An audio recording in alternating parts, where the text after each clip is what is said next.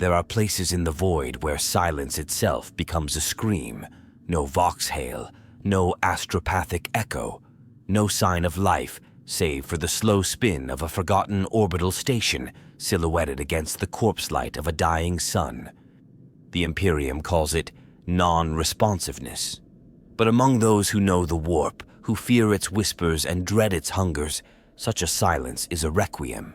And when that silence comes from a place meant to channel the Emperor's own divine presence through the minds of astropaths, then it becomes something far worse.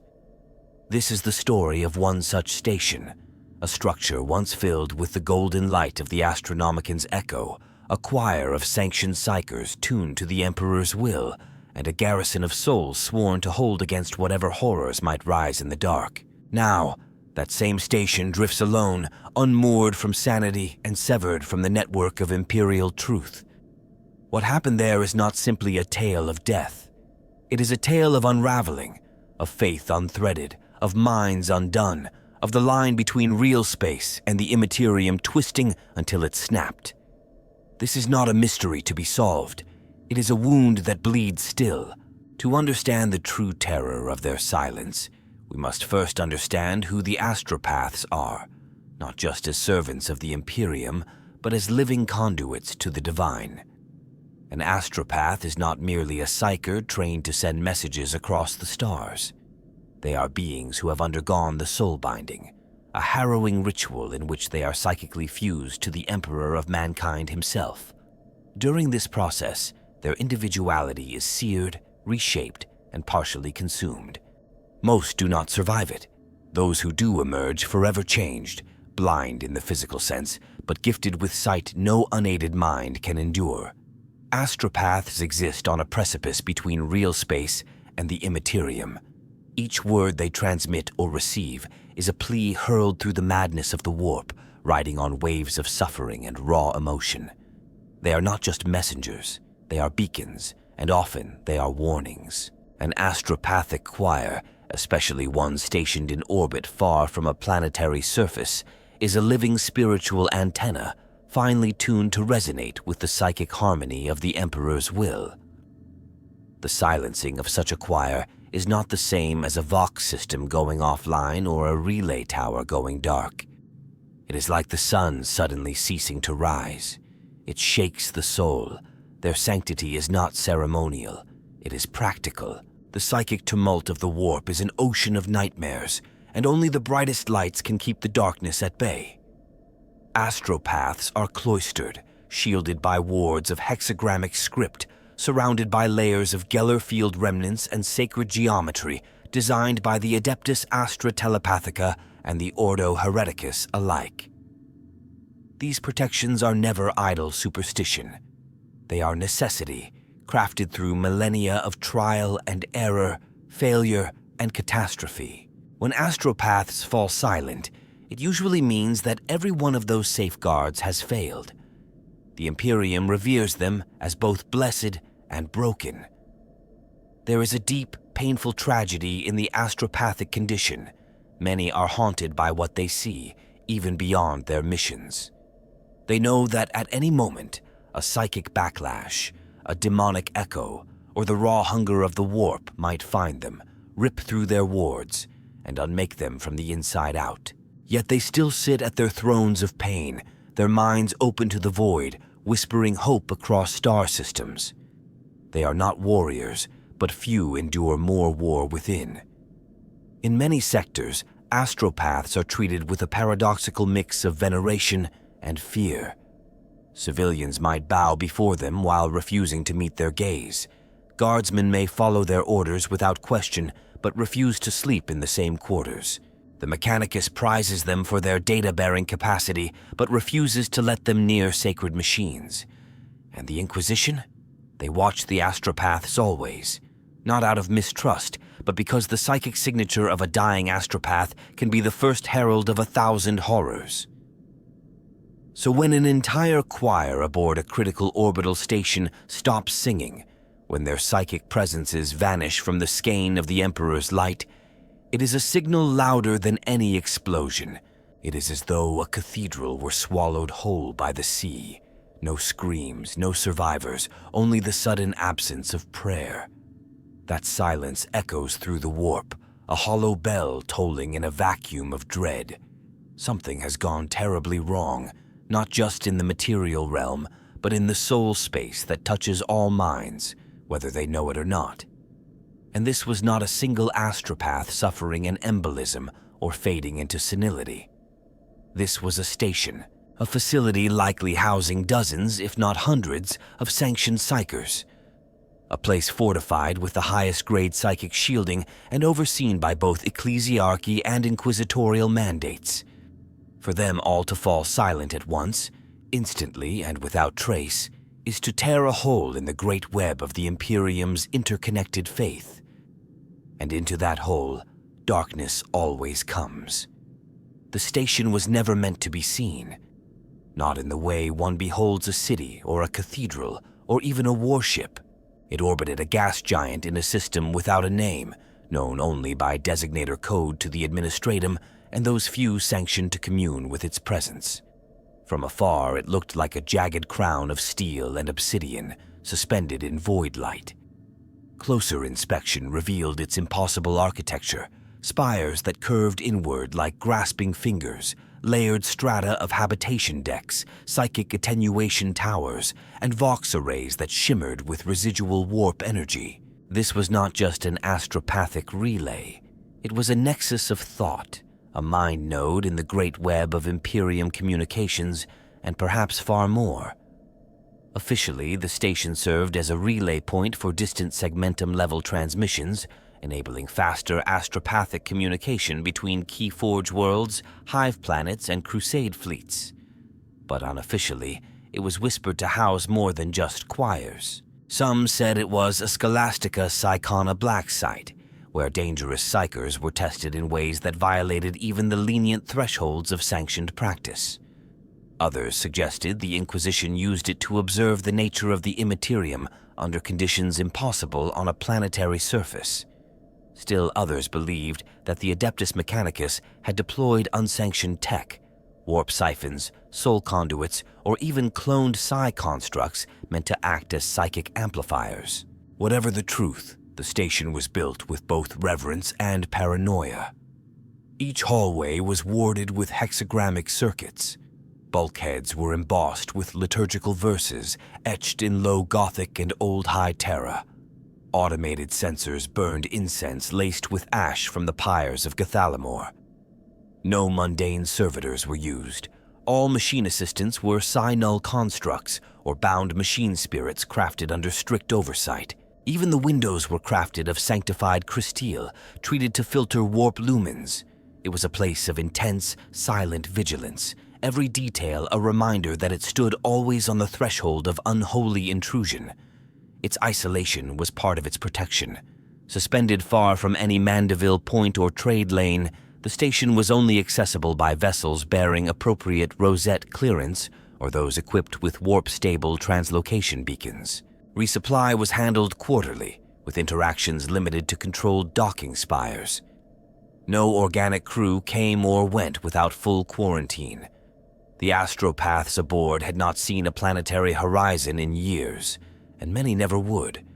Their lives were service incarnate, meditation, transmission, nourishment, and back to meditation. Psychic symphony in unending cycles. The station's central hub, called the Ether Coil, housed the choir sanctum. Here, in concentric tiers of thrones linked by mind wire and chant harmonics, the psychers performed their transmissions.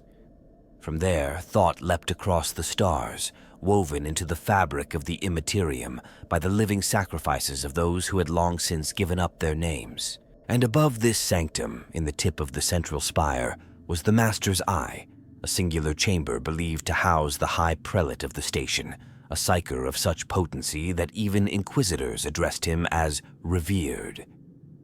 Few knew his identity.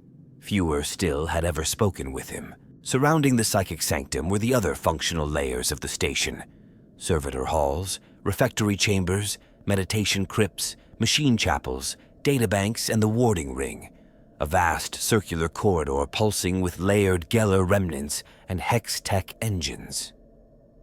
This ring was the station's beating heart, not for motion or mechanics, but for spiritual integrity.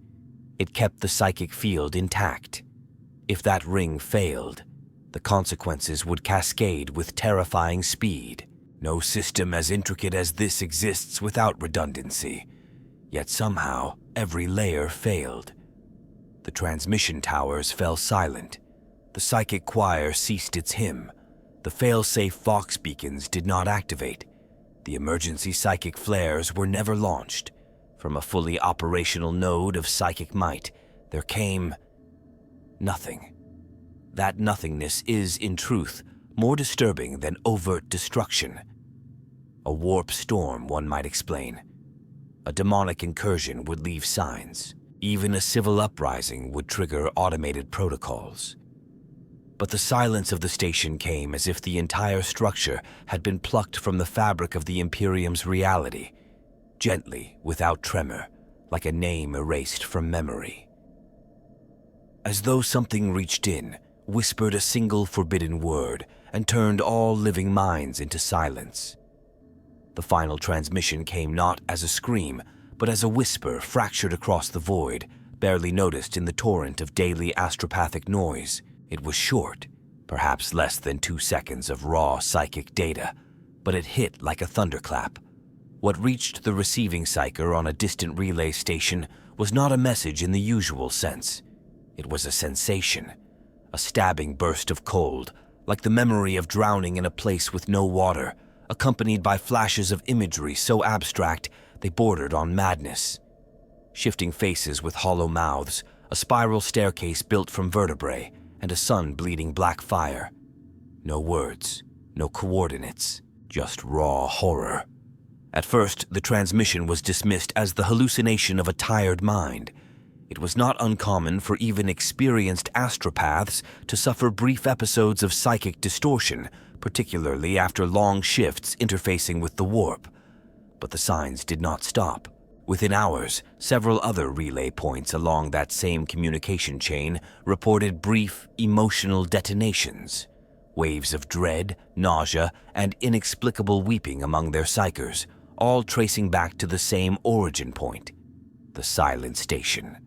Those rare few within the Adeptus Astra Telepathica who reviewed the final burst attempted a ritualized decoding, using chant harmonics and pattern-matching protocols to reconstruct what little there was. The results were disturbing.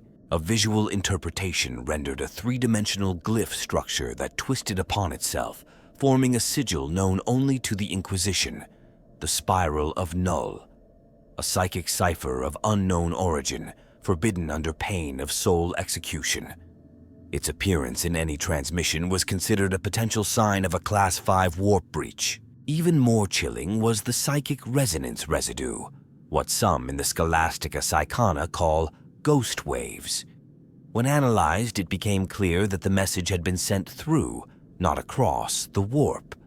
That is, instead of skipping along the currents of the immaterium as normal transmissions do, this one had tunneled directly through a layer of the warp usually inaccessible to mortal minds. The effect was like receiving a transmission from beneath a sea of oil and bone. It wasn't just a message. It was an echo of something that should not be. And then, just as suddenly as it came, the station vanished. No further signals, no vox hails, no psychometric bleed. It was as if the astropaths within had all decided, in perfect unison, to shut their minds like iron gates. Except that's not how it works. Astropaths do not choose to stop. Their minds are not their own, not fully, not after the soul binding. To go silent requires a psychic catastrophe, something profound enough to sever dozens of living connections to the Emperor himself. It was this mystery that first drew the Inquisition's attention. The Ordo Hereticus and Ordo Malleus both submitted overlapping requests for quarantine and investigation rights. Meanwhile, the Adeptus Mechanicus began discreetly recalling data logs related to the station's construction and experimental modules. Even the Navi Nobilitae sent inquiries, not out of concern for the station itself, but for the sudden distortion in nearby warp routes, as if a spiritual eddy had formed where the station used to shine. But what few records survive from those initial days all point to a single, unexplainable anomaly. The signal did not fade over time. It remained. That final burst of psychic imagery continued to ripple outward through the warp, repeated in faint echoes at irregular intervals, like a cry caught in the teeth of a dying god, bouncing endlessly across the black. Some claimed to hear voices embedded in the echoes, fragments of the choir's last moments. "He is not alone," one voice was said to whisper. "We are his eyes now," murmured another. And the most dreaded of all, heard by 3 psychers on separate occasions, always followed by complete mental collapse. "The coil has turned inside out." What could that mean? Was it metaphor? A desperate code? Or did it refer to the ether coil itself, the central nexus of the choir chamber? If the structure had somehow inverted, psychically or physically, it would imply a spatial anomaly far beyond anything known to be possible. The concept alone drove several Mechanicus cryptologists to suicide after attempting to model it. One theory emerged, so fringe and terrifying that it was never written down in any sanctioned archive, that the final transmission was not sent by the Astropaths, but through them, that some external intelligence, cloaked in the skin of comprehension, used the choir like a conductor's baton to play a message into the soul of the Imperium. A message that no one could interpret, yet everyone could feel, an invitation or a warning. The Imperium does not react to silence with curiosity, it reacts with fire. When an astropathic choir goes dark, especially one aboard a high-value installation, the initial assumption is never benign. The threat matrix built into the protocols of the Ordo Hereticus begins with the worst-case scenario: demonic incursion, cultic uprising, or psychic weapon detonation. There is no waiting, no investigation without quarantine. Silence, in the Imperium's eyes, is an act of war. So the response came swiftly, though not openly. No astropathic communiques were broadcast, no alert codes filed with Segmentum Command. Instead, a ship slipped into the system under blacklight protocols. A black ship, its hull painted in void camouflage, escorted by 2 hunter frigates of the Silent Order. The vessel bore no markings save for the crimson seal of the Inquisition and the holy glyphs of psychic nullification. It was not an army that came to investigate. It was a scalpel. At its helm was Inquisitor Karaz Vo, a name spoken only in the most secretive of Ordo Malleus conclaves. Known for his ruthless efficiency and reliance on radical Psytech, Karaz Vo was infamous for burning entire astropathic enclaves if their chance showed even a hint of deviation. That he was chosen to investigate spoke volumes. The Imperium suspected not malfunction, but heresy. The team deployed consisted of psychic nulls, mind-warded tech priests, and 2 cloaked figures believed to be Grey Knights, though their presence was never officially confirmed. They made no voxhail, no docking request. They approached the station in absolute silence, boarding via magnetic clamps and drilling through the outer hull rather than risking established airlocks. They feared what might be waiting, and what they found was nothing.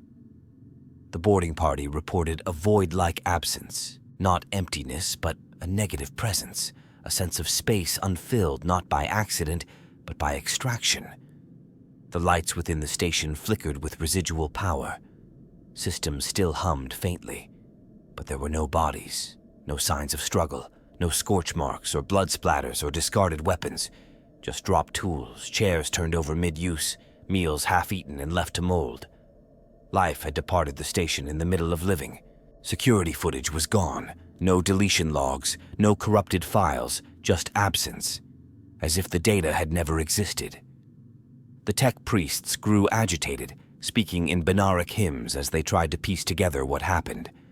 One collapsed mid-process, his eyes bleeding oil and silver tears. Another reported hearing whispers in the noosphere, impossible given the station's datanet was offline. The whispers said, "Your mind was never yours." Worse still, the psychic nulls began to feel something, Nulls are trained to deaden their emotional cores, to resist warp influence with innate blankness. But within the core halls of the station, even they felt nausea, disorientation, and a creeping sense of being watched. One drew his sidearm and shot himself, his last words etched into the wall in blood. Inside out, inside in. Inquisitor Karazvo pressed deeper, reaching the choir sanctum itself. There, at the heart of the ether coil, they found what might have once been the choir, but no longer. The thrones were occupied, yes, but not by the living. What remained were husks, their faces drawn back in silent screams, their skulls split open like seed pods. Tendrils of crystallized mind matter floated in the air like cobwebs, shimmering with unplaceable colors. Some thrones were empty but still pulsing, as if remembering their occupants. And above it all, a sound, not heard, but felt. A low, grinding resonance that seemed to shift with the observer's thoughts. The tech priests attempted to interface with the sanctum's control systems, but every attempt resulted in seizures, blackouts, or worse. One priest's mechadendrites turned against him, flaying his flesh with perfect surgical precision. Even the Grey Knights, or whoever they were, could not maintain their silence.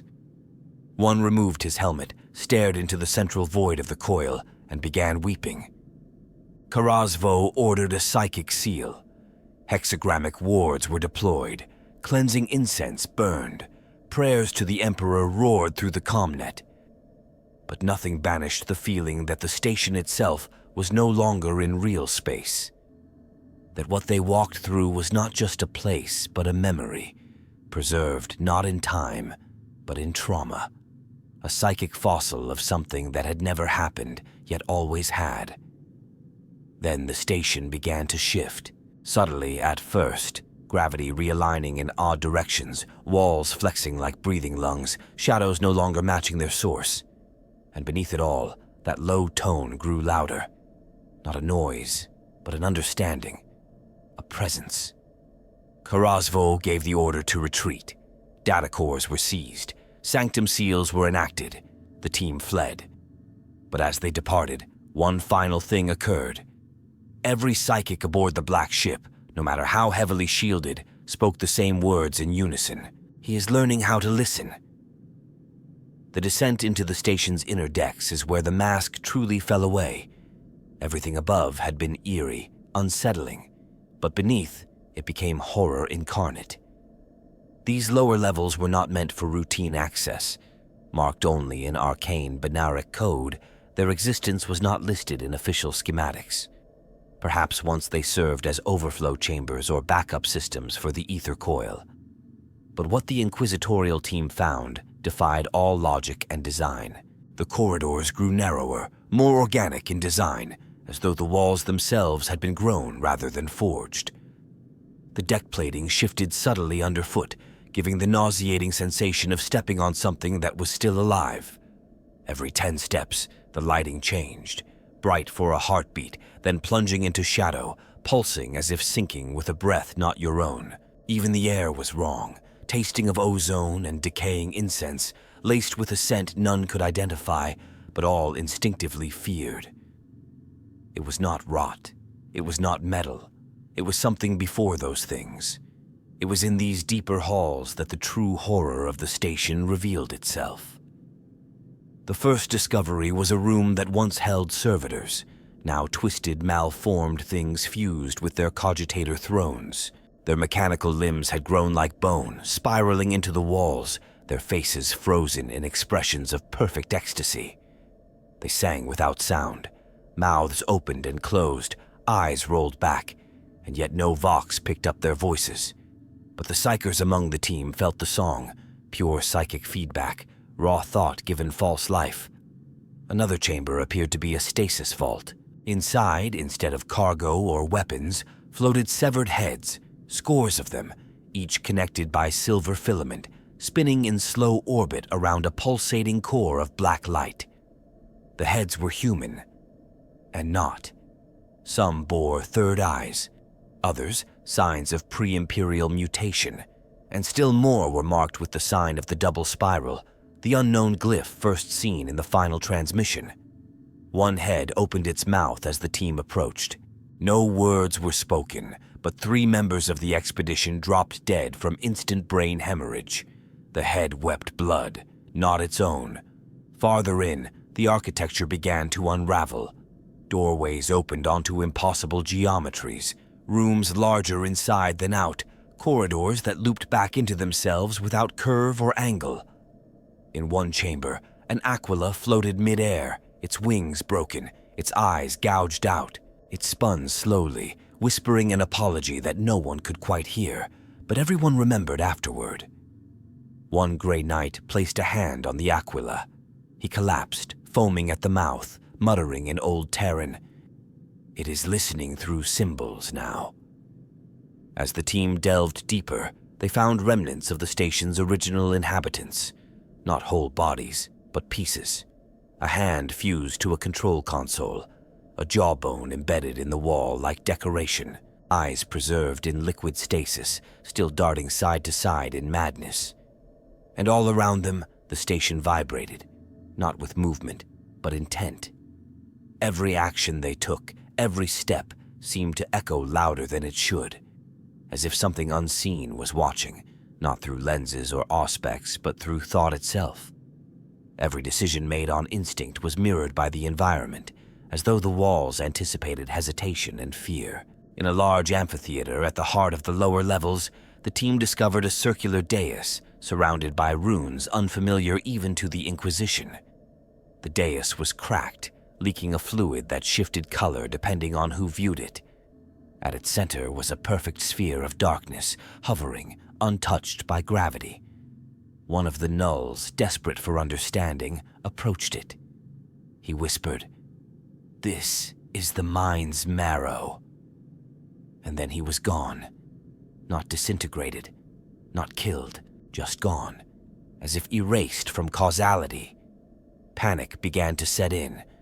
Karaz-Vo, unshaken until this point, drew his sanctioning blade and inscribed a warding circle in the air, chanting exorcisms in a dead dialect of High Gothic. For a moment, the pressure lifted, but only for a moment. Then the darkness in the sphere pulsed, and the runes on the walls began to rearrange themselves, fluid script reshaping into newer glyphs, symbols spelling out one word over and over again.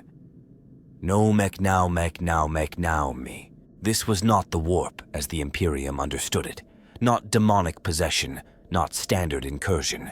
It was something older, deeper, a presence that did not invade, but invited, that did not corrupt, but consumed understanding, a presence that had not broken in from the outside, but awakened from within the structure, possibly within the minds of the choir themselves. The Inquisition's silence orders were activated. None were permitted to speak of what they had seen, but the images had already taken root.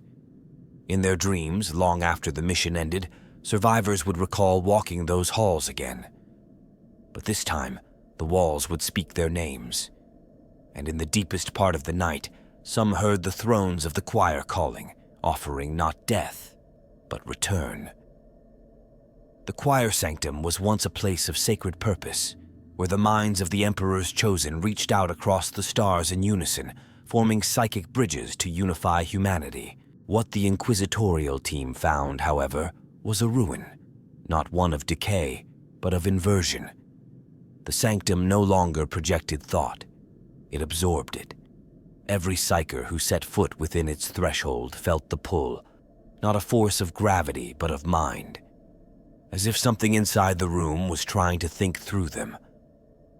The thrones remained arranged in their traditional spiral pattern, but the spiral itself had turned wrong, coiling inward in a way that hurt to perceive. The central node, the focus crystal that normally helped amplify astropathic communication, had changed. It now resembled a crude eye, its surface glossy and wet, its pupil dilating when minds approached. It blinked once, and 3 psykers fell unconscious. One never woke again. The others woke screaming in languages never taught, mouthing syllables in rhythms suggestive of backward prayers. All across the chamber, the remnants of the choir were grotesquely preserved. Some had fused into their thrones, flesh and metal merging like wax figures melting together. Others floated a meter above their seats, suspended in fetal curls, their skin thin as parchment, their eyes wide open yet devoid of response. The strange part wasn't their condition.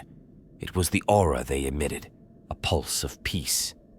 Absolute, terrible peace, the kind that came after the cessation of will, like the quiet following the last heartbeat. One psyker in the team, a young adept named Tevril, was overcome with emotion and broke ranks, stepping into the inner ring of thrones. He whispered that he heard them singing, that they were still there. Before he could be restrained, he placed both hands on the central node. His body instantly crystallized, turning to a statue of psychic salt that cracked from within, releasing a scream that reverberated not through ears, but memories. Every member of the team later confessed they heard their childhood names spoken aloud during that sound. Some wept, others vomited. One carved sigils into their own face.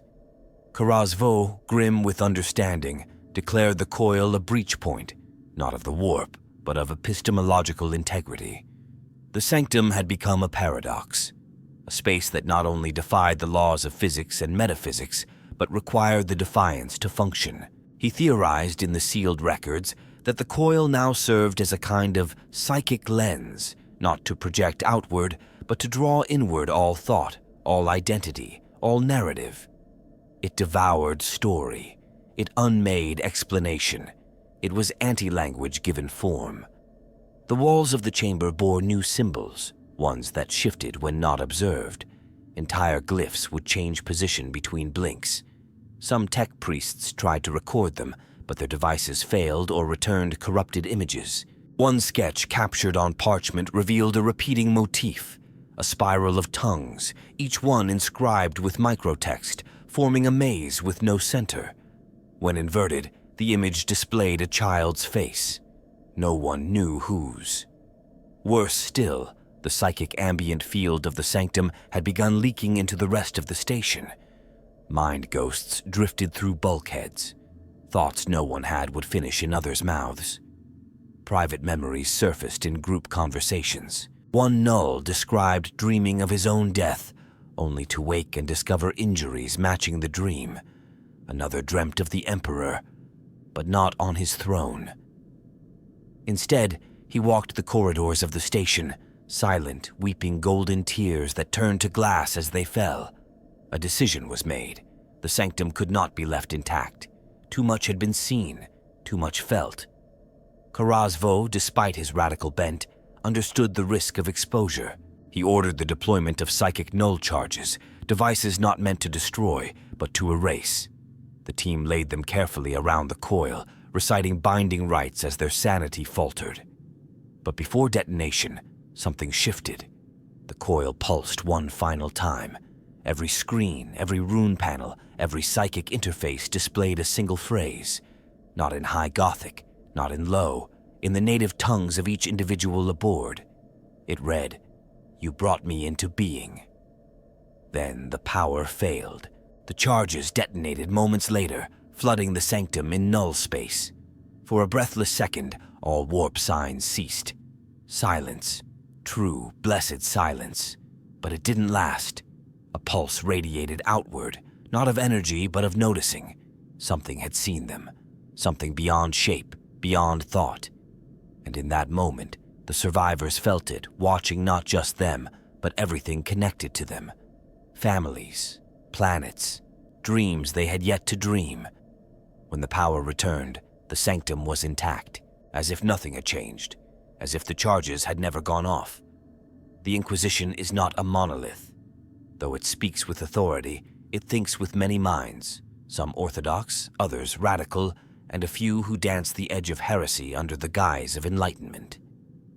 What happened aboard the orbital station did not produce a single report.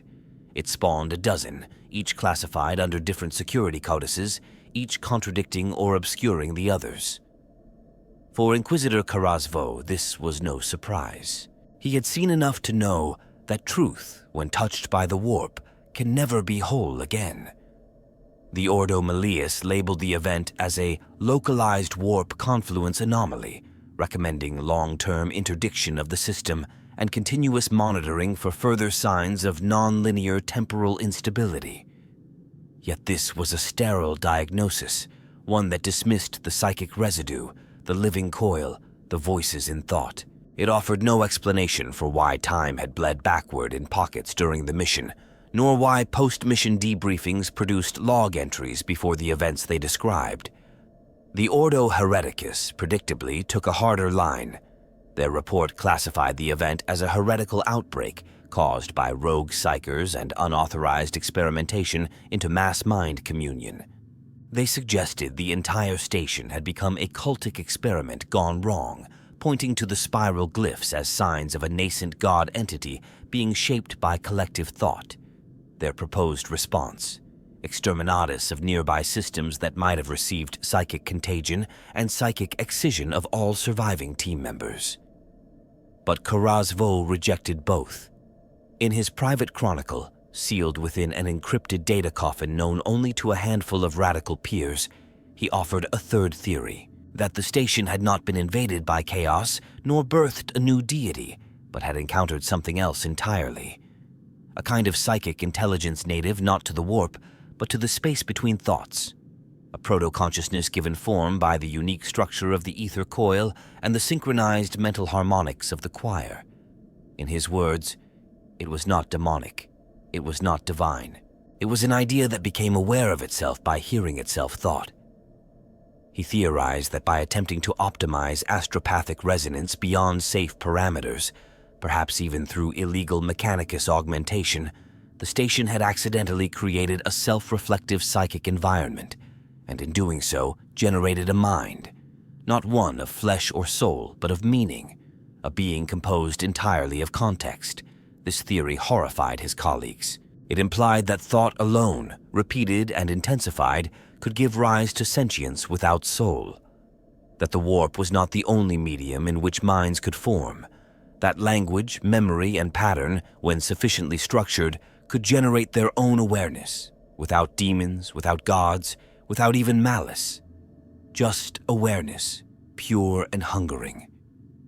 Even more disturbing was the idea that such an entity would not behave like a demon or Xenos intelligence. It would not seek conquest or pleasure or worship.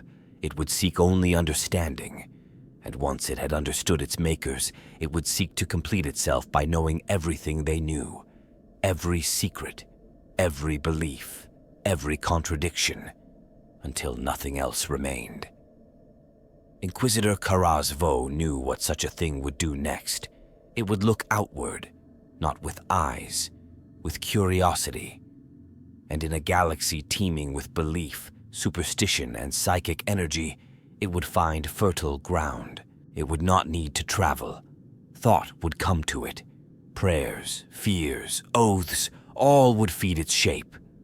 And slowly, the Imperium itself would become its reflection. The other Inquisitors dismissed his concerns. They feared demons. They feared rebellion. They feared technology. But they did not fear thought. Karazvo knew better. He had felt the station think through him. He had become part of its comprehension, if only for a moment. And that moment had changed him. He sealed the data coffin and sent it into deep orbit around a star slated to go nova. It was a gesture of defiance, perhaps of guilt. But it was not enough. For already rumors spread. Across astropathic networks, whispers sometimes repeated themselves. Names were heard where none were spoken. Unrelated transmissions showed glyphs of spirals embedded in the thought structure, too faint to detect unless specifically searched for. And among a select few, those who had touched the coil, a new phrase began to appear in dreams and meditations, carved into flesh by hands they didn't remember moving. Know me. Where science ends and superstition begins, the warp waits. What happened aboard that station, what might still be happening, left marks not just on the minds of those who entered, but on the Imperium itself. Reports of psychic anomalies soon began emerging from systems that had once shared relay links with the station. Isolated instances at first, minor distortions, astropathic echoes out of time, navigators glimpsing double shadows in the Empyrean. But the pattern, though carefully buried, grew undeniable. The station's silence was not a conclusion. It was a seed. One such case was recorded aboard the pilgrim barge Sophoskal's Mercy. En route from a shrine world in the Segmentum Pacificus, its choir of low-grade psychers began reciting messages they had not received, fragments of prayers no longer in circulation, bits of log code from the lost station, and, most chilling of all, personal memories of the station's vanished personnel. A mid-journey confession by a voidsman revealed that he had dreamed of sitting in one of the coil's thrones, though he had never left his ship and had never heard of the station until that very moment. Inquisitors embedded within the Adeptus Astra Telepathica recorded more anomalies. Some astropaths began writing in spirals, even during waking hours. One scrawled the phrase, "We are the harmonics of ourselves," across every surface of their cell, refusing food and water until they faded into catatonia.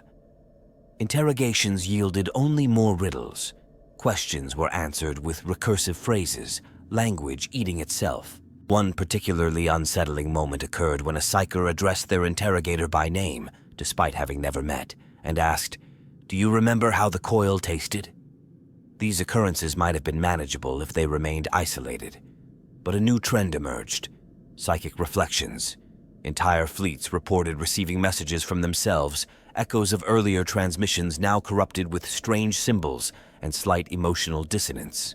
Navigators, trained to interpret the warp's flow, began reporting static interference, not auditory but conceptual.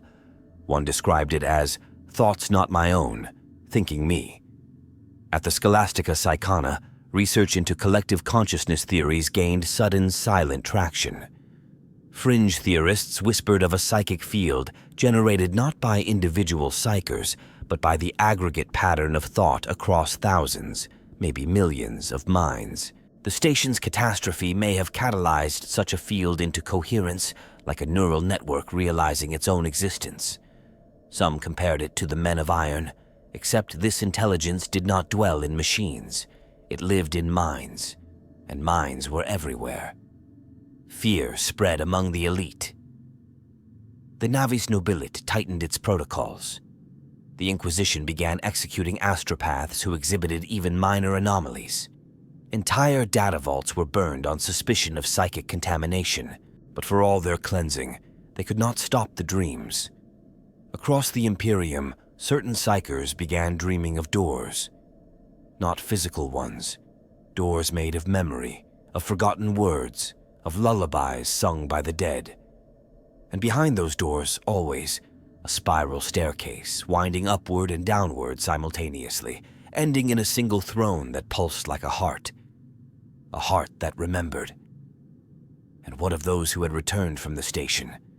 Officially, they had been silenced, decommissioned, purged, but rumors persisted that Karaz Vo had survived, that he had vanished into the ghost roots near the ghoul stars, seeking something no one else could name, that he had begun sending messages, not to the Imperium, but to the entity he believed he had helped create, not messages in words, but in thought patterns, dreams, repetition, story.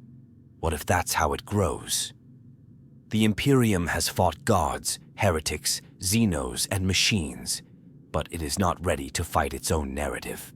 An enemy made not of flesh, nor demon, but of meaning. One that learns not by seeing, but by being told. And in every story, every memory, every repetition, it becomes more. Not because we believe in it, but because we insist that it never happened. The denial is the invitation. The spiral tightens, the silence spreads. And in the darkest corners of the galaxy, where no light of the Astronomicon reaches, the coil begins again. The warp does not tear reality with violence alone. Sometimes it slides beneath it like a shadow, warping not matter but meaning. When the investigative team aboard the station ventured deeper into its core, their instruments began to fail, not in function but in interpretation. Vox signals transmitted correctly, but returned as phrases they had never sent. Auspex scans gave accurate environmental readings of places they had not yet entered. More than once, a team member reported walking into a room only to find themselves already inside, watching themselves speak lines they had not thought yet. That was when they knew. The station was no longer wholly in real space. Or perhaps it never had been. It had become something else, a place intersecting with itself at multiple points in time, space, and thought. Theories sprang forth in terrified whispers that the choir's synchronized minds had formed a feedback loop with the psychic structure of the coil, that something inside the warp had recognized that pattern and answered, that the resulting fusion had cracked the thin membrane of causality itself. This was more than a breach. This was a redefinition. Evidence of the transformation was everywhere. One chamber, once a meditation crypt, had become a paradox in architecture. Its entrance led into a chamber the size of a small cathedral, but only 3 meters of space existed on the exterior. Inside, the geometry twisted upward into impossible spirals. The ceiling bore stars, actual stars, cold and glittering, like a fragment of space had collapsed into the room. But none of those stars matched any known in Imperial cartography.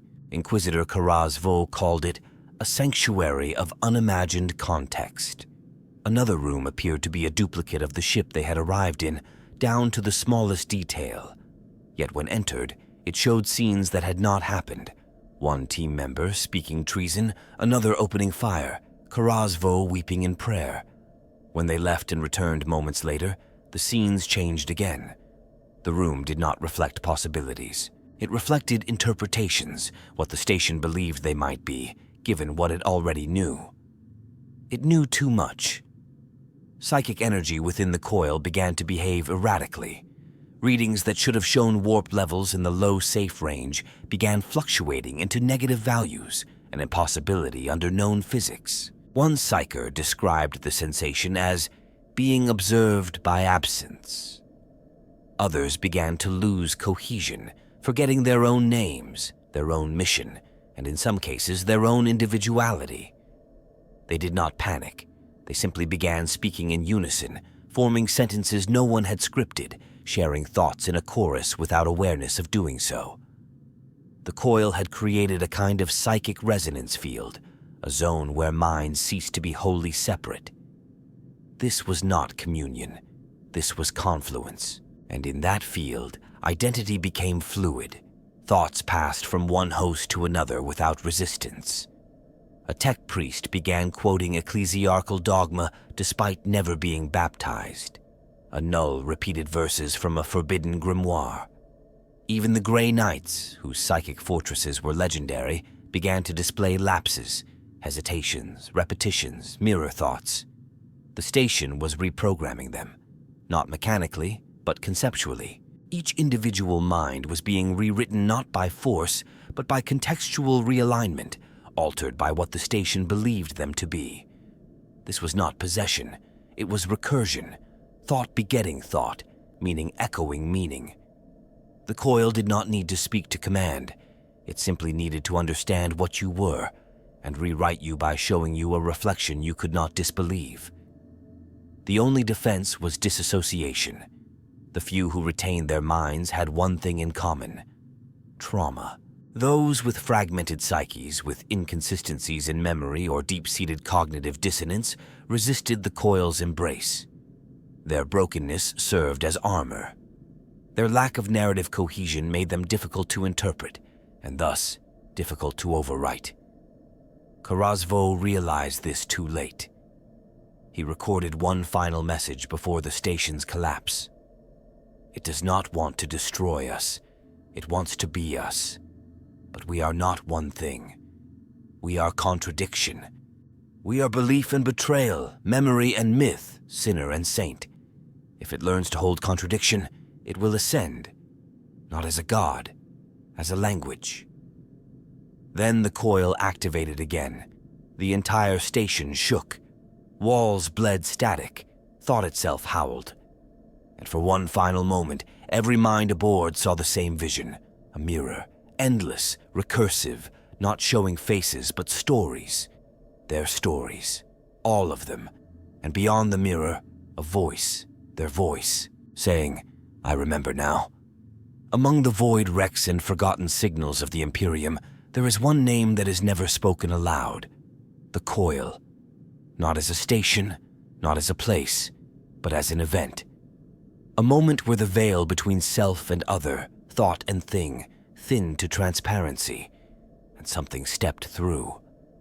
Not an entity, not even a consciousness in the way mortals define it. A shape of meaning. A ghost born not of death, but of memory repeated too many times. No official record survives. No astropath dares chart the star it once orbited. But in the whispered fears of black ship captains, in the paranoid rituals of sanctioned psychers, and in the dreams of those who listen too closely to the warp, the coil remains. It is a silence with shape. A spiral that grows not outward, but inward. Not into distance, but into self. This is what terrifies the Imperium most, not the idea of a new god, nor a demonic breach, nor even the notion of psychic contagion.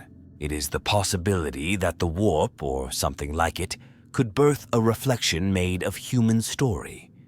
That in repeating ourselves, in codifying belief and doctrine and creed, we are not merely preserving faith, but feeding something that lives in that preservation. That the Emperor's light, echoed a billion times in a billion ways, might cast a shadow shaped like ourselves, and that shadow might begin to think. The Inquisition has done its best to contain the narrative. They suppress songs, silence witnesses, reassign those who dream the spiral staircase. They call it mercy. But even the Inquisition cannot kill a thought once it has nested in enough minds.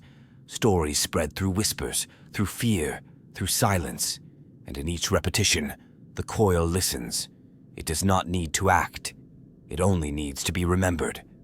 For what was the station, if not a monument to meaning?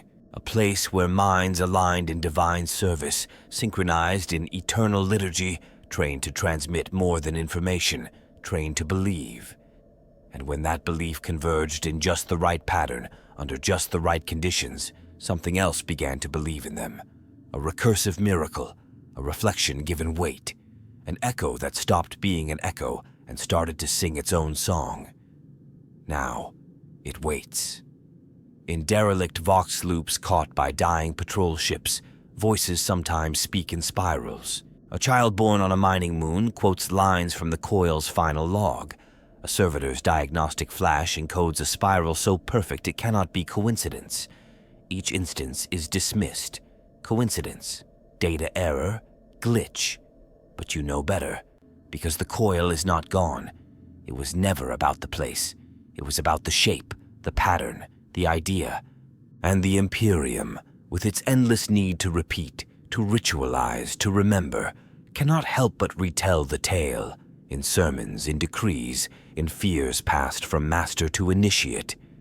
You tell yourself it was only a station, that the Astropaths died, that the Inquisition purged the breach, but the moment you say it, it becomes a story, and the coil listens. If you find yourself dreaming in spirals, if you hear a song you've never learned echoing in your thoughts, if you remember a place you've never seen, and know the smell of burning incense in an airless room, then you have already joined the silence. And if you still can, if thought remains your own, heed this last warning. The coil is not seeking to destroy you. It is seeking to understand you. And in understanding you, it will become you. So tell no one what you've heard. Forget what you've seen. Unwrite what you remember. But if you cannot forget, if the silence finds you in the dark, then remember this one final truth. It never wanted to be alone. Thank you for watching. If this descent into the horror and mystery of the Forgotten Station intrigued you, subscribe for more tales from the darkest corners of the galaxy. Let your thoughts be your shield, but remember, some thoughts are not your own.